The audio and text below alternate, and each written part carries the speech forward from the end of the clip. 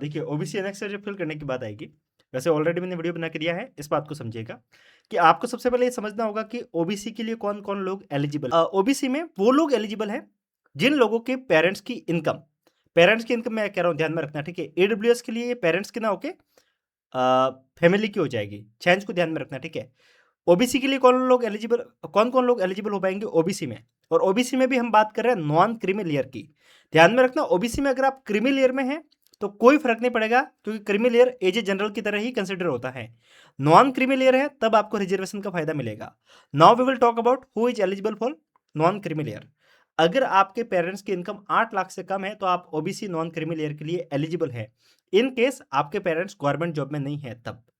अगर आपके parents government job में हैं, अगर आपके जो पेरेंट्स है वो ग्रुप बी पेरेंट्स फिर से सुनिए, अगर आपके पेरेंट्स ग्रुप सी या फिर ग्रुप डी सर्विस में हैं, उस केस में अगर आपके पेरेंट्स की इनकम 8 लाख से ऊपर चली भी जाती है तो भी कोई दिक्कत की बात नहीं है।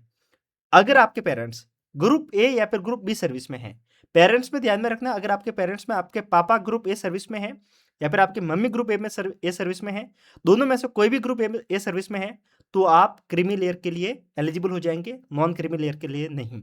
नॉन क्रीमी लेयर के लिए क्या प्रावधान में ध्यान में रखना, अगर आपके पेरेंट्स ग्रुप सी या फिर ग्रुप डी, इन दोनों केस में अगर सर्विस में है 8 लाख से ऊपर चल जाती है तो कोई दिक्कत नहीं है।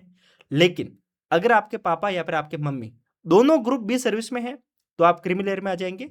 अगर दोनों में से कोई भी एक पेरेंट्स ग्रुप बी में है तो दिक्कत की बात नहीं है। तो ओवरऑल समझ लीजिए कि अगर आपके पेरेंट्स ग्रुप सी या ग्रुप डी में किसी में भी है, कोई सोचने की बात नहीं है। ग्रुप बी में उस केस में सोचना है जब आपके मम्मी पापा दोनों ग्रुप बी में है तब।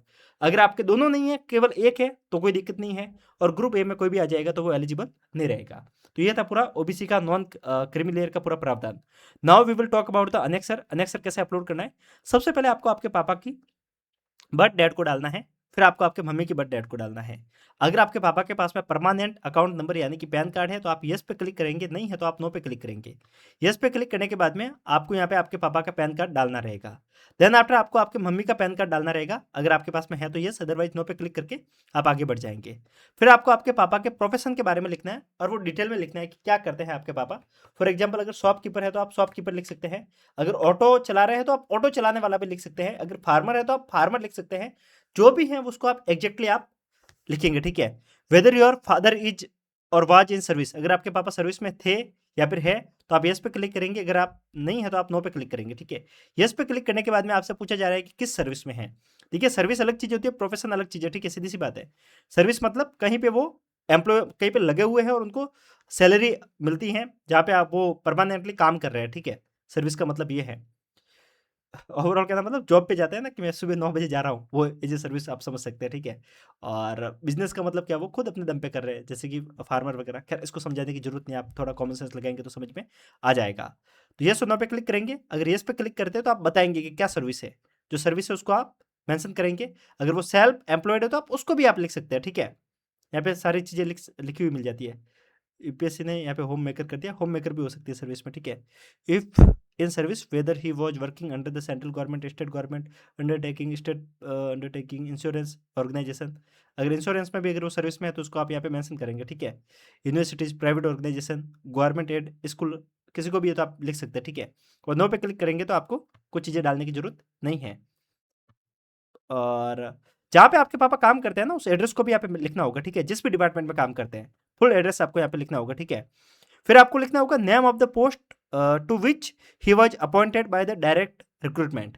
कहने का मतलब जब आपके पापा जॉब पे लगे थे, या फिर आपके पापा की आपको यहाँ पे पहले इंफॉर्मेशन डालनी है, ठीक है ना, मम्मी की नहीं डालनी है। तो आपको लिखना है कि जब वो जिस जॉब पे लगे थे उसका नाम डालना है। हो सकता है ना कि वो कांस्टेबल के पोस्ट पर लगे हो और आज वो ऐसा ही बन चुके हो प्रमोशन से, तो जिस पोस्ट पर लगे थे वो लिखना है। फिर आपको लिखना है कि जिस पोस्ट पे वो लगे थे वो ग्रुप क्या था, ठीक है। तो group of the post to which he was appointed by the direct recruitment and year of the recruitment, जिस समय वो लगे थे वो और किस ग्रुप में लगे थे, group A, group B, group C, group D, ठीक है। अगर आपको ये नहीं पता है कि group A, group B, group C, D में से कौन सी है, तो आपको यहाँ पे एक डॉक्यूमेंट दे रखा है डीओपीटी ओएम नंबर, ये वाला, इसको इस वेबसाइट पे जाके आप एक बार डाउनलोड कर लेना, और वहाँ पे बताया गया है ये किस केस में वो समझिए आप, ठीक है।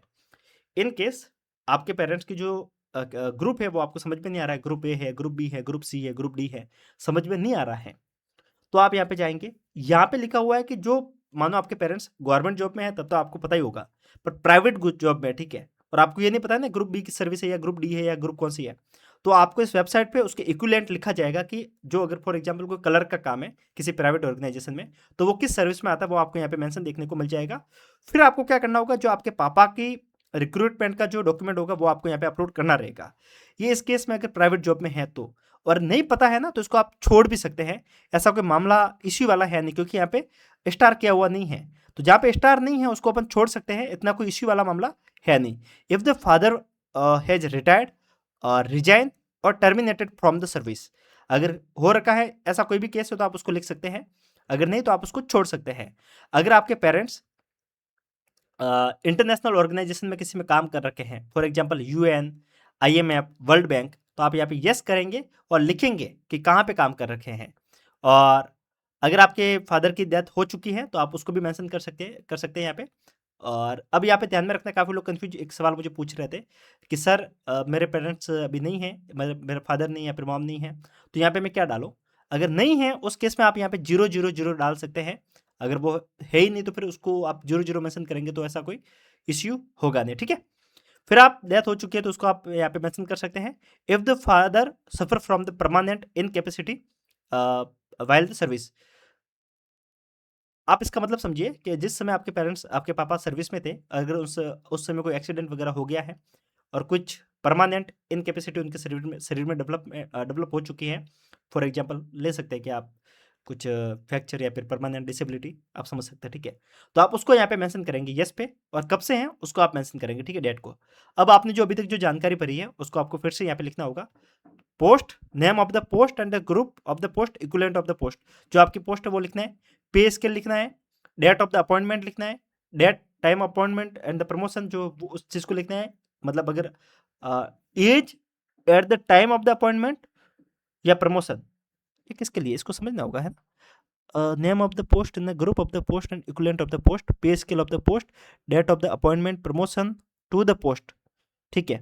ये करंट स्टेटस को लिखना है, ठीक है, अभी जो पोस्ट है उसको आपको लिखना है, और जो पे स्केल है वो लिखना है, और अपॉइंटमेंट होने की जो डेट है उसको लिखना है, और आगे बढ़ के इसको आपको एड ऑन करना है, ठीक है। फिर आपको लिखना है अगर आपके पेरेंट्स, आपके पापा किसी कॉन्स्टिट्यूशनल पोस्ट पे है तब, कॉन्स्टिट्यूशनल पोस्ट यानी कि जज ले सकते हैं आप, जिसके सिवा इलेक्शन कमीशन में अगर है कुछ, तो मतलब ओवरऑल जो कॉन्स्टिट्यूशन में जितनी भी पोस्ट दे रखी है उसमें से किसी पोस्ट पे है तो यस पे, अदरवाइज आप नो पे क्लिक करेंगे। अगर आपके पेरेंट्स पहला पैरामिलिट्री फोर्स या फिर आर्म फोर्स में है तो यस, अदरवाइज नो पे क्लिक करेंगे। और अगर यस पे क्लिक करते हैं तो आपको लिखना होगा, यहाँ पे पैरामिलिट्री फोर्स है इसको सही से पढ़ते हैं, if the father is or was in the rank of the colonel and the above in the army and to equivalent post in the no navy and the air force and the paramilitary force. कहने का मतलब यह है कि अगर आपके parents paramilitary force या फिर आर्म फोर्स में है, उस केस में अगर आपके पेरेंट्स की जो रैंक है वो कर्नल या फिर इससे अबव है तो आप उसको यस पे क्लिक करेंगे, और अभी जो पोस्ट है उसको आप लिखेंगे, नहीं है तो आप नो पे क्लिक करके आगे बढ़ सकते हैं। सेम इस केस में आपको आपके मदर के लिए भी जानकारी को लिखना होगा, यहाँ पे आप लिख सकते हैं वो क्या है, और अगर कोई काम नहीं करते तो आप यहाँ पे हाउस वाइफ, इन्होंने बोला लिखने को, हाउस वाइफ ना लिख के होम मेकर लिखना था। यूपीएससी इतनी बड़ी संस्था हो गया, छोटी छोटी गलतियां करती है। फिर सर्विस में है, नो पे क्लिक करेंगे, आगे बढ़ जाएंगे।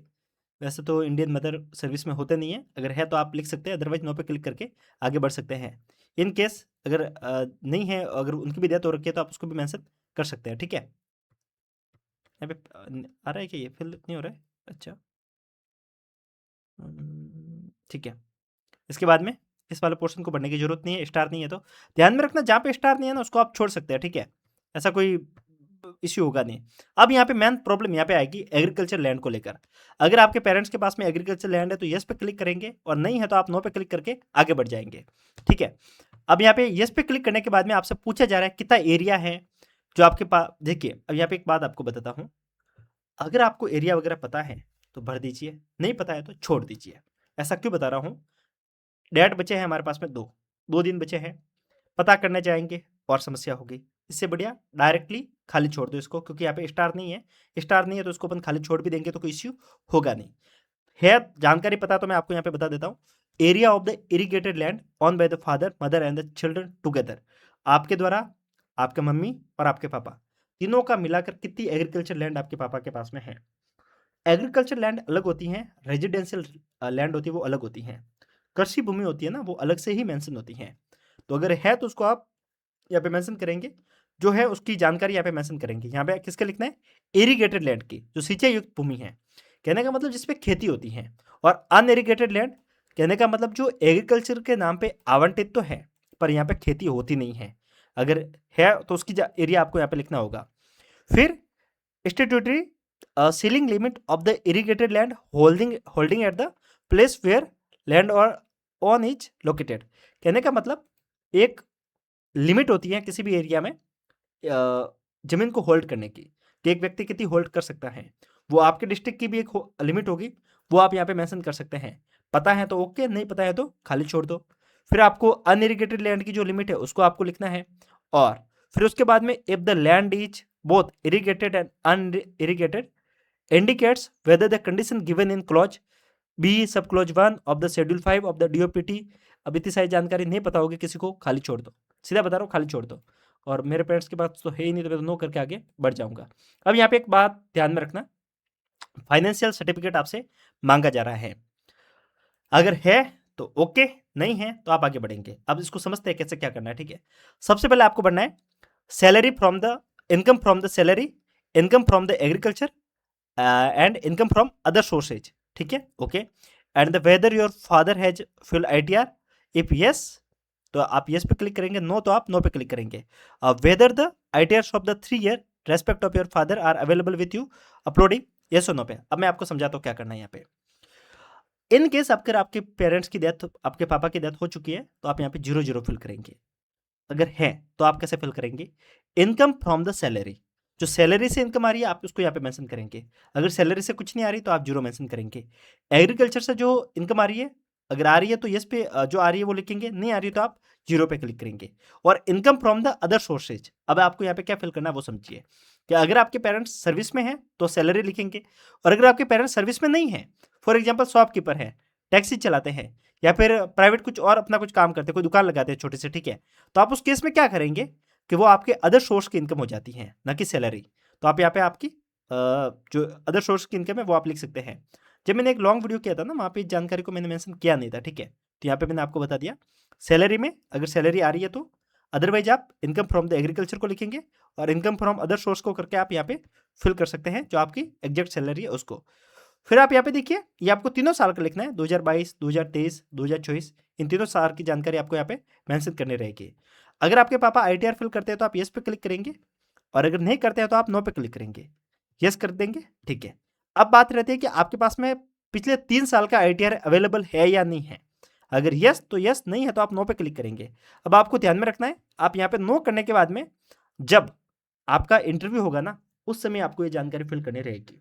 तो आप तब तक के लिए आईटीआर बनवा लेना, ठीक है। अगर आपका प्री हो जाता है ना, उस केस में हाथों हाथ किसी सीएस से कह के आईटीआर बनवा लेना। और अगर फिल भी नहीं करते हैं ना, तो आप नो पे क्लिक कर देना, कोई ऐसा बिगड़ेगा कुछ भी नहीं। पर उस समय बाद में आपसे मांगा जाएगा इंटरव्यू के टाइम पे। बाकी ध्यान में रखना कि यहाँ पे कुछ छोटी मोटी गलतियाँ हो जाती है, तो कोई घबराने की जरूरत नहीं है, क्योंकि यहाँ पे आप जहाँ पे स्टार है उसको आपको फिल करना है, जहाँ समझ में नहीं आ रहा उसको आप खाली छोड़ देना, कोई इतना डरने की जरूरत है नहीं। आप बोलेंगे ऐसे मैं आपको कह रहा हूँ, ऐसे नहीं कह रहा हूँ, ऑब्वियस सी बात है, स्टार का मतलब है कि वो आपको जानकारी मेंशन करनी है। और जहाँ पे स्टार नहीं है उसका मतलब क्या है, पता है तो लिख दो, नहीं है तो आगे बढ़ो, ठीक है। आईटीआर है तो यस, अदरवाइज नो पे क्लिक करके अपन आगे बढ़ जाएंगे। No, no. और आईटीआर फिल करते हैं, यस करते हैं, क्योंकि सीधी सी बात है कि अभी 2 दिन बचे हैं, पेरेंट्स को बोलेंगे कहाँ है आईटीआर, नहीं मिल रहा है तो डायरेक्ट भरो और आगे बढ़ो। क्योंकि यूपीएससी ने जो जानकारी मांगी है, ऐसी जानकारी मांगी है जैसे कि यूपीएससी फॉर्म भरने के साथ साथ में ये शादी का पूरा डाटा अगर फिल करना हो ना, खानदान का, वैसे ये जानकारी मांग रहा है। सेम आपको आपके मदर की जानकारी को भी फिल करना होगा। आपके मदर के बारे में जो जानकारी है आप 0 0 फिल करके आगे बढ़ सकते हैं। अगर कोई इनकम अलग से नहीं है, कमा रहे हैं तो वो ठीक है, उस केस में आप 0 0 फिल करके आगे बढ़ सकते हैं।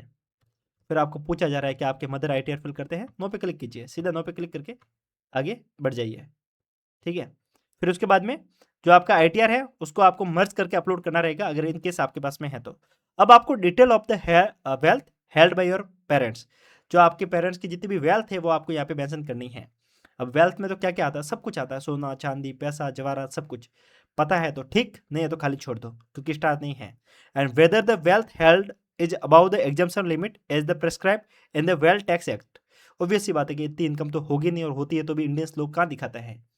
तो आप यहाँ पे नोट करके आगे बढ़ेंगे, ठीक है। अब documentary proof, weather the documentary proof of proof in support of the service status land holding income from different source property held by the parents, if yes upload document proof. अगर आपके पास में जो जितनी भी आपके लैंड होल्डिंग के जितने भी डॉक्यूमेंट्स ओवरऑल कागजात है तो यस, अदरवाइज नो पे क्लिक करके आगे बढ़ना। सीधी सी बात, नहीं है बोल दो कि नहीं है मेरे पास में, ठीक है। Whether the documentary proof of in support of the service status land holding income from the different source property held by the parents, if yes upload, otherwise no पे क्लिक करके आगे बढ़ो, ठीक है। अब मैं आपको क्यों बता रहा हूँ वैसे, क्योंकि यहाँ पे जितनी जानकारी मांगी है ना किसी के पास में एट दिस टाइम होगी नहीं, तो है वो भर दो, नहीं है वो आगे बढ़ो, ठीक है। सीधी सी बात है, इधर डरने की जरूरत है नहीं, और ऐसा कुछ होगा नहीं। जो इंपॉर्टेंट जानकारी वो फिल कर देना, खासकर जो गवर्नमेंट जॉब में उनके लिए। इतना कर लेंगे तो आपका काम हो जाएगा। अभी मैं इसको फिल करके आगे बढ़ता हूँ, ठीक है।